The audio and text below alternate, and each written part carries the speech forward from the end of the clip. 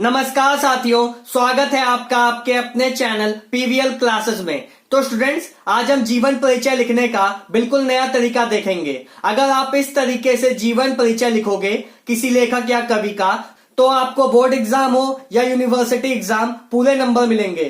तो देखिए, 95% स्टूडेंट्स जब भी जीवन परिचय लिखते हैं तो बस कवि या लेखक का नाम लिखा और जीवन परिचय लिखना स्टार्ट कर देते हैं। पर अगर जीवन परिचय लिखने से पहले आप ये 4 लाइन लिख दोगे तो आपके जीवन परिचय में 4 चांद लग जाएंगे और एग्जामिनर जो होगा वो आपको पूरे में पूरे नंबर दे देगा।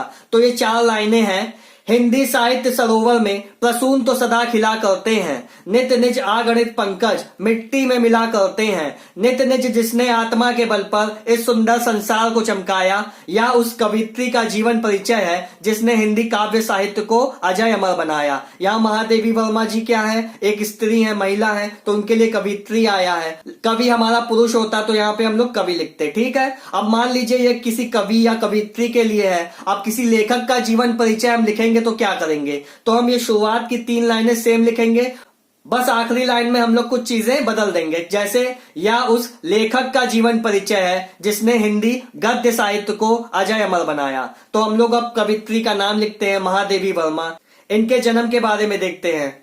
संवत 1964 था, नगर फरुक्काबाद, महादेवी सी पुत्री पाए जब गोविंद प्रसाद, हेम रानी की सुता काव्य में जीवन का अवसाद, पाया यामा पर 1200 का मंगला प्रसाद।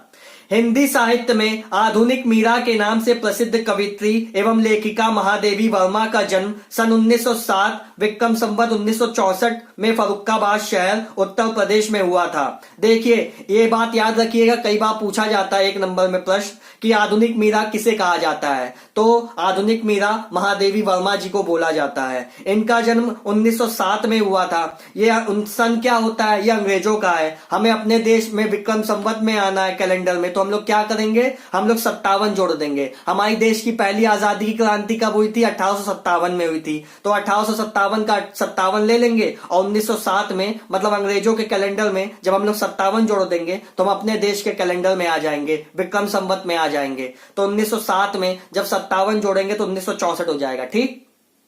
इनका जन्म फर्रुखाबाद शहर जो उत्तर प्रदेश में वहां हुआ था। इनके पिता श्री गोविंद प्रसाद वर्मा भागलपुर के एक कॉलेज में प्रधानाचार्य थे। अब मान लीजिए आपको ये बात याद ना हो तो बस इतना लिख देना, इनके पिता श्री गोविंद प्रसाद वर्मा विद्वान थे, ठीक। इनकी माता हेम रानी अच्छी विदुषी थी। केवल 9 वर्ष की अल्प आयु में इनका विवाह स्वरूप नारायण वर्मा के साथ हुआ।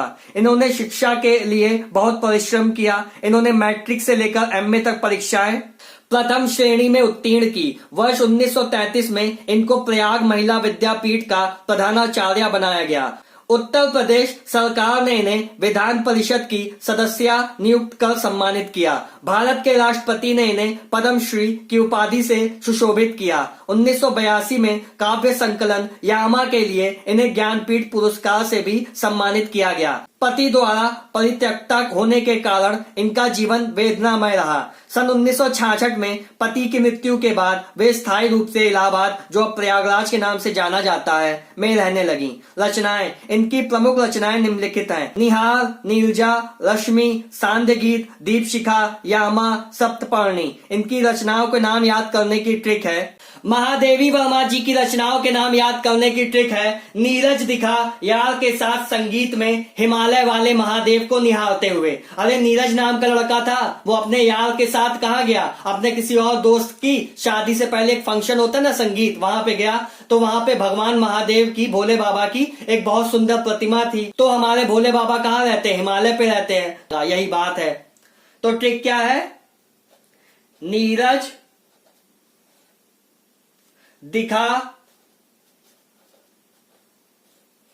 यार के साथ संगीत में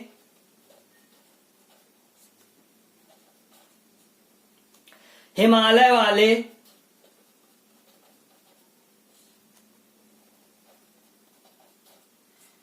महादेव को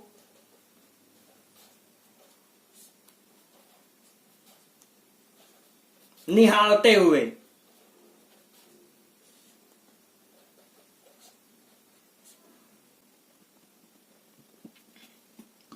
तो नीरज से नीरजा हो जाएगा। दिखा से दीप शिखा हो जाएगा। या के से यामा हो जाएगा। सात से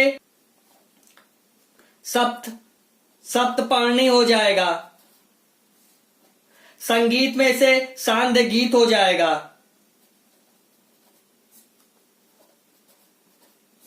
हिमालय वाले से हिमालय हो जाएगा।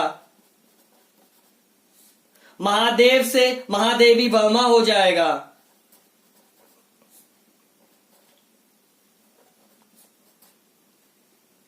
निहारते से निहार हो जाएगा। ला से लक्ष्मी हो जाएगा। हुए से कुछ नहीं होगा।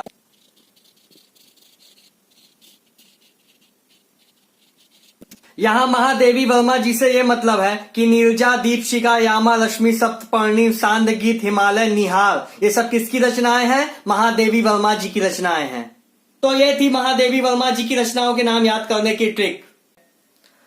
भाषा ब्रज भाषा व खड़ी बोली भाषा थी इनकी। शैली चित्र, प्रगीत, ध्वन्यात्मक, संबोधन, अलंकार, मानवीकरण, रूपक और उपमा आदि अलंकारों से इनके गीत कलात्मक और करुण भावों के कारण मार्मिक बन गए हैं। मृत्यु 11 सितंबर 1987 को हिंदी साहित्य में छायावादी युग के 4 प्रमुख स्तंभों में से एक महादेवी वर्मा जी का निधन हो गया। अगर आपने इस तरीके से जीवन परिचय लिखा तो आपको पूरे में पूरे नंबर मिलेंगे।